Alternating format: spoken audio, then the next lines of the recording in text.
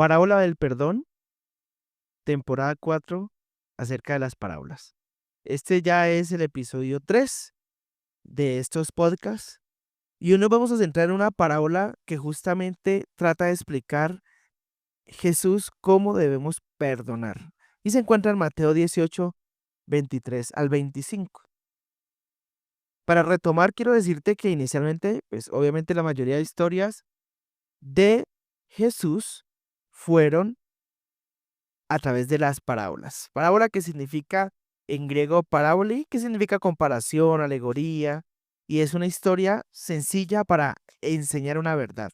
La Biblia dice que las parábolas son justamente donde se encuentran los misterios del reino.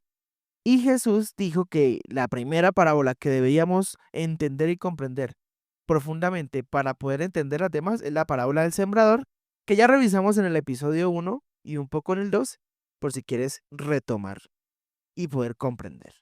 Pero hoy vamos justamente en Mateo 18 con la parábola del perdón. Algunos la llaman parábola de los dos deudores, otros la llaman parábola del siervo sin misericordia.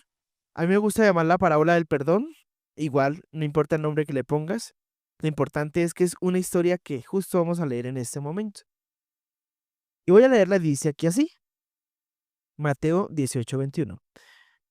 Bueno, Jesús está hablando de cómo solucionar un conflicto entre tú y una persona, pues, de la iglesia. Pero luego Pedro se le acerca y le preguntó, Señor, ¿cuántas veces debo perdonar a alguien que peca contra mí? ¿7 veces? Hace Pedro sacando pecho ahí el apóstol, diciendo no, porque normalmente mm, en Israel se hablaba de que uno perdonaba, no sé, 3 veces al día o 3 veces a una persona, pero 7 era mucho, entonces él quería como sacar pecho diciendo, uy, yo soy el que más sé y voy a perdonar más. Pero Jesús le responde, no 7 veces, respondió Jesús, sino 70 veces 7. Uy. Por lo tanto, y viene aquí la parábola, el reino de los cielos se puede comparar a un rey que decidió poner al día las cuentas con sus siervos que le habían pedido prestado dinero. En el proceso le trajeron a uno de sus deudores que le debía millones de monedas de plata. No podía pagar, así que su amo ordenó que lo vendieran, junto con su esposa, sus hijos y todo lo que poseía, pues para ver si podía pagar algo de la deuda. El hombre cayó de rodillas ante su amo y le suplicó, por favor, tenme paciencia y te lo pagaré todo. Entonces el amo sintió mucha lástima por él. En otra versión dice, movido a misericordia, lo liberó y le perdonó la deuda. Pero mire, parte 2 de la historia. Pero cuando el hombre salió de la presencia del rey, fue a buscar a un compañero, también siervo, que le debía unos pocos miles de monedas de plata. Lo tomó del cuello y le exigió que le pagara de inmediato. El compañero cayó de rodillas ante él y le rogó que le diera un poco más de tiempo. Ten paciencia conmigo y yo te lo pagaré, le suplicó. Pero el acreedor no estaba dispuesto a esperar. Hizo arrestar al hombre y lo puso en prisión hasta que pagara toda la deuda. Cuando algunos de los otros siervos vieron eso, se disgustaron mucho y fueron ante el rey y le contaron todo lo que le había sucedido. Entonces el rey llamó al hombre al que había perdonado y le dijo, siervo malvado, te perdoné esa tremenda deuda porque me lo rogaste. ¿No deberías haber tenido compasión de tu compañero así como yo tuve compasión de ti? Entonces el rey enojado envió al hombre a la prisión para que lo torturaran hasta que pagara toda la deuda. Esto es lo que hará mi Padre Celestial a ustedes si se niegan a perdonar de corazón a sus hermanos. ¡Wow! ¡Qué historia! Historia complicada, pero vamos a revisarla parte por parte y a ver cómo es que Jesús quiere enseñarnos acerca del perdón. Me gusta entonces, para hablar de estas parábolas, pues primero hablemos de los personajes. Está el personaje principal, que es el rey, y según lo que leemos y entendemos ahí en la parábola, pues el rey significa o representa a Dios. Porque al final dice, así hará mi Padre, ¿verdad? Dios, si ustedes se niegan a perdonar a los demás. Luego está el siervo uno, que es un siervo del rey, que el siervo uno podemos ser cualquiera de nosotros, puedo ser yo, puede ser tú. Y luego está el siervo 2, que puede ser nuestro prójimo. Entonces, el siervo uno le está debiendo mucho dinero al rey, pero estamos hablando de mucho dinero. Y fíjate que si yo leo la historia en otra versión de la Biblia, en otra traducción, dice que la deuda eran 10.000 talentos. Wow, 10.000 talentos. Y esa era la deuda del que le debía mucho al rey. Ahora, el amigo de él, que le debía a este siervo número uno, el siervo número dos le debía al siervo número uno, no era mucho, eran 100 denarios. Bueno, ¿qué significa eso? Entonces, hablemos un poco de cuentas aquí. Un denario era equivalente o era una moneda de plata en el tiempo de Jesús. Un denario era el salario de un día. Entonces, si esa persona, el siervo número dos, le debía al siervo número uno 100 denarios, pues le debía lo de 100 días de trabajo, con un salario mínimo, más o menos. Ahora, un talento son 6.000 denarios. Estamos hablando de lo que un trabajador con un salario mínimo puede hacer durante 16 años. Eso es mucho dinero. Pero ojo, la deuda era que le tenía el siervo uno, que le debía al rey, eran 10.000 talentos, es decir, más o menos 60 millones de denarios. Esto es mucho dinero, son millones de dólares, es mucho dinero.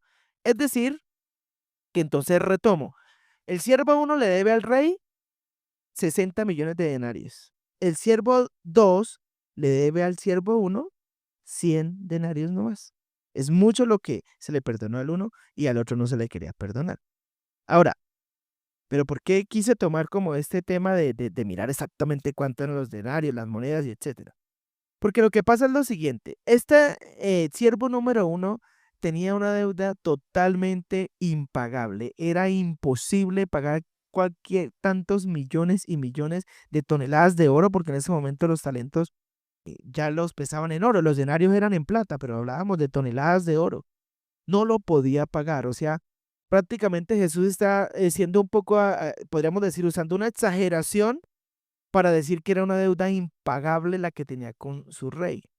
Y esto lo que representa es justamente aquello que nosotros hemos hecho o lo que llamamos pecado, lo que la Biblia llama pecado. Nosotros tenemos muchas deudas y es tanto que no podemos pagar a Dios, ¿verdad? No podemos pagar por nuestro pecado y por eso merecemos el infierno, por eso merecemos la muerte espiritual, porque es una deuda que nadie puede pagar, ni con dinero, ni con nada, porque hemos fallado delante de Dios. ¿Cómo nos perdonó el Señor? Pues a través de su Hijo Jesucristo, muriendo en una cruz por nuestros pecados. La Biblia dice que Él se hizo maldición en el madero, porque escrito está, maldito todo aquel que es colgado en una cruz. Entonces, fíjate que la cruz significa maldición. Y la Biblia dice que Jesús se hizo maldición por todos nosotros. Por eso, en ese momento en que había tanta maldad tomando Jesús en la cruz, el Padre lo abandonó. Y la Biblia dice que Dios abandonó y él dice, Padre, ¿por qué me has abandonado? Y ese momento, pues, que conocemos de Jesús en la cruz, tiene que ver con la carga que hizo él por nuestros pecados. Y claro, ¿quién más que pudiera pagar esa deuda sino la sangre de Jesús, la sangre del Hijo de Dios, para un perfecto que no cometió pecado, pero costó muchísimo, tanto que es invaluable? Pasa lo mismo con la sangre hoy en día, nadie la vende, solo se puede donar, porque es tan valiosa que sería muy costoso si la pudiéramos cobrar. Entonces, esto es lo que representa este rey con ese primer siervo. Debe mucho, pero el rey le perdona. Es decir, nosotros hemos fallado mucho delante de Dios y Dios nos perdona. Aunque es impagable esa deuda, Él no la perdona. Pero luego viene entonces la parte 2 de la historia y es cuando el siervo número 2, es decir, nuestro prójimo, alguien como nosotros, en este caso, pues debía 100 denarios. En comparación con la deuda que tenía el siervo uno con el rey, es el 0.000701%. Es decir, estamos hablando de algo insignificante en comparación, aunque pareciera que es mucho, pero es insignificante en comparación. Y lo que representa es cuando alguien me ofende a mí. Eso representa el siervo 2 debiéndole al siervo uno o mi prójimo debiéndome a mí. Que alguien me ofendió y quizás lo que está pidiendo es que yo le perdone. Pero ¿sabe qué? ¿Qué es lo que quiere reflejar la historia? Que nosotros muchas veces somos mezquinos para perdonar, porque nos indignamos mucho y creemos que esa persona no merece el perdón. Y claro, hay cosas muy terribles que hace la gente, ¿no? No sé si a ti te han hecho algo imposible, una traición, cosas tan difíciles. Pero el Señor aún así, por muy difícil que sea, compara ese perdón que debemos darle a nuestro prójimo lo compara con respecto al perdón que Él nos dio a nosotros y sigue siendo insignificante. El Señor, ¿qué es lo que quiere? Que así como nosotros fuimos perdonados por Él, tengamos la capacidad de perdonar a los demás. Fíjate que nosotros muchas veces somos como este siervo que fue con su prójimo y le cobraba. Dice que lo llevó a la cárcel y hasta que no le pague y el otro le dijo, venga, perdóneme la deuda. No, es que usted me tiene que pagar. Y a veces nos creemos los dignos porque buscamos del camino de Dios y porque medio vamos a una iglesia o leemos la Biblia. Entonces ya somos dignos de que, o sea, de no otorgar el perdón porque es que me la hicieron y a mí nadie me la hace y yo soy así y de malas. Pero el Señor nos está mostrando un camino muy diferente. Fácil, no, yo no he dicho que sea fácil, ni la Biblia lo dice. Pero lo que sí dice la Biblia es la consecuencia de no hacerlo. Y ahí es donde el Señor me gusta que Él en las parábolas es claro. Pero antes de ver esa consecuencia, yo quiero enlazar esto un poco con Mateo capítulo 6, que lo vimos cuando vimos precisamente el Sermón del Monte, que es cuando Jesús habla acerca de la oración. Y Él enseña en la oración, la forma de orar lo enseña a través del Padre Nuestro.